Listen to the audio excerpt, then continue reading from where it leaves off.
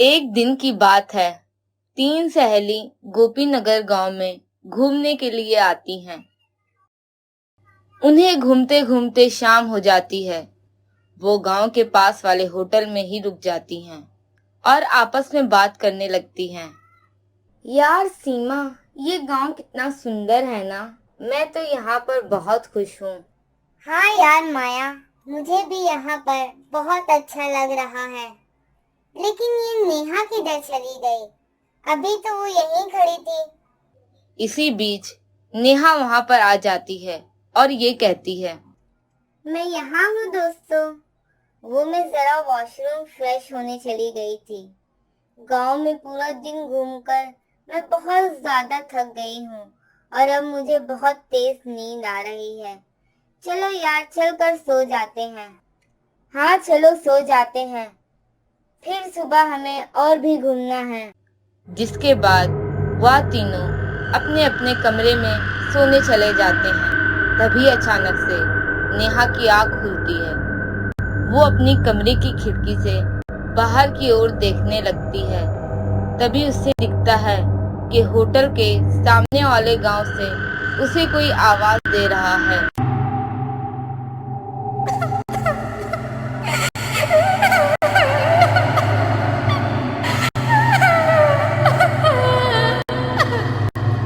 नेहा, यहाँ आओ, मेरे पास आओ, मुझे तुम्हारी मदद चाहिए। नेहा मन ही मन सोचती है कि इतनी रात में कौन उसे आवाज दे रहा है। कहीं वो मेरे दोस्त तो नहीं। जिसके बाद वह अपने कमरे से निकलकर गांव की तरफ जाने लगती है। नेहा आवाज का पीछा करते करते गांव में घुस जाती है। तभी उसे एक भिखारन रोक लेती है। बेटा, बेटा कुछ खाने को दे दो, बड़े दिनों से कुछ नहीं खाया है। मेरे पास कुछ नहीं है, कहाँ कहाँ से चले आते हैं भिखारन कहीं की, चल। और नेहा आगे जाने लगी। वे अपने पैर तो बढ़ा रही थी पर वो आगे बढ़ ही नहीं रही थी। उसे समझ नहीं आ रहा था कि आखिर माजरा क्या है। जब वे पीछे घूमी तो हैरान हो गई कि वो भिखारन एक चुड़ैल में बदल चुकी है। अब तू मेरा शिकार बन गई है।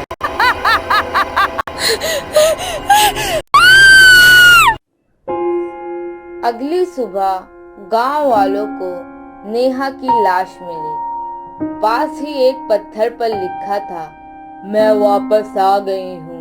सीमा इस पत्थर को अच्छे से देख रही थी। सारे गांव वाले डर गए थे और वहां से चले गए। सीमा और माया बहुत परेशान हो गए। उन्हें समझ नहीं आ रहा था कि आखिर चल क्या रहा है इस गांव में। इसलिए वह एक सिद्ध बाबा के पास गए। वो लौट आई है। कौन? भिखारन। ये कौन है? कई साल पहले की बात है। एक दिन भिखारन बुढ़िया दूसरे गांव से भीख मांगते गोपीनगर गांव पहुंच जाती है। वो मोहन के दरवाजे पर जाती है और भीख मांगती है। बेटा, कुछ खाने को दे दो, भूख लगी है। ऊपर वाला आपको और धन देगा। सुबह सुबह भीख कौन मांगता है काम पर जाने के समय? जाओ आगे, मैं अभी काम पर जा रहा हूँ। बाहर की आवाज सुनकर अंदर से कमला बाहर आई। रुको, मैं इनके लिए कुछ खाने को लाई हूँ।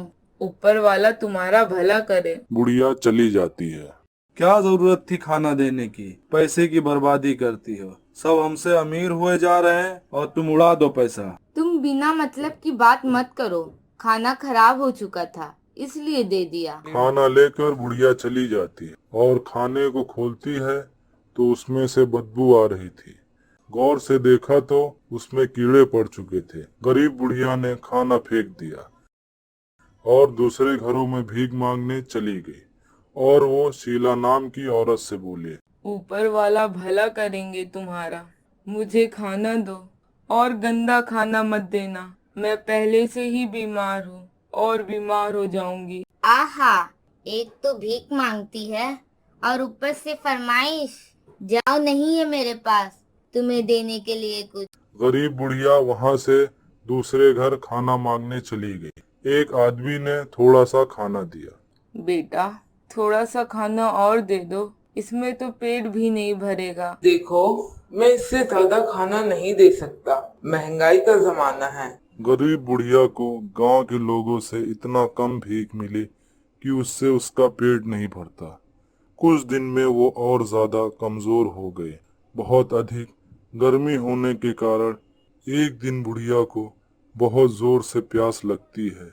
आसपास पानी ना मिलने के कारण वो लोगों के घर जाकर पानी मांगने लगती है, लेकिन वहाँ के लोग इतने मतलबी थे कि गरीब बुढ़िया को पानी भी नहीं दिया। लोगों के घर जाकर वो बहुत थक गई, लेकिन उसे एक बूंद भी पानी नसीब नहीं हुआ। वो बैठ जाती है। कुछ देर बाद बीमारी और पानी ना मिलने के कारण बुढ़िया की वहीं पर मृत्यु हो जाती है और वो चुड़ैल बन गई। कई साल पहले एक महान ऋषि ने इस चुड़ैल को एक बोतल में कैद कर दिया था।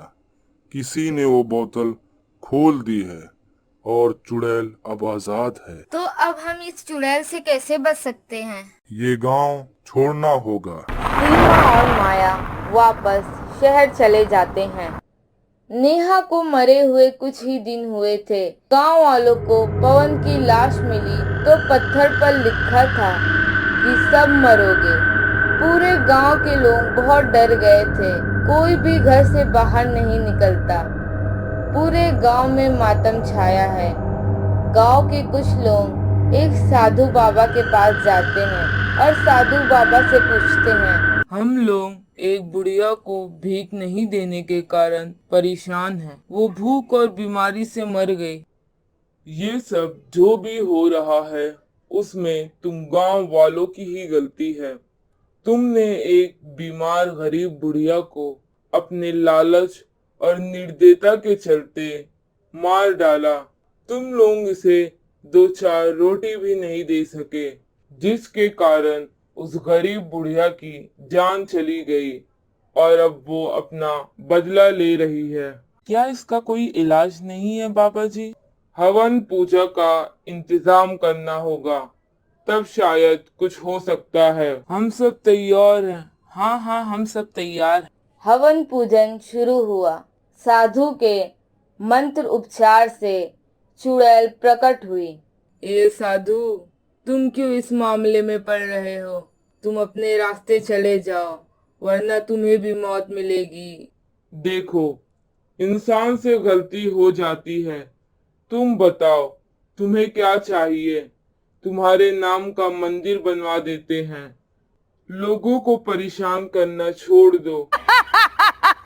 जिंदा में तो कुत्तों से ज्यादा बुरा व्यवहार किया, अब देवी देवताओं की बराबरी दे रहे हो?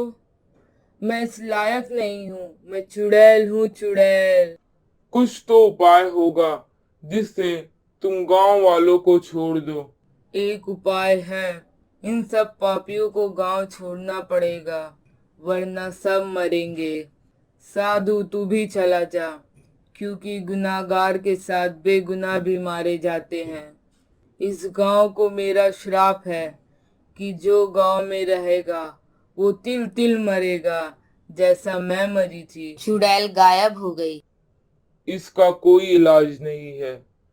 जब तक वो अपना बदला नहीं लेती है, वो शांत नहीं होगी। धीरे धीरे लोग बीमार होकर मरने लगे, जिसके कारण गोपीनगर वालों को मजबूरी में वो गांव छोड़कर दूसरी जगह जाना पड़ा। लोगों की एक गलती के कारण अपना घर, अपनी जमीन, जायदाद सब छोड़कर जाना पड़ा। ये गांव अब सुनसान पड़ा है। यहाँ ना अब कोई आता है और ना ही कोई रहता है। इसलिए कभी भी घमंड और निर्दयता में किसी का अनादर नहीं करना चाहिए।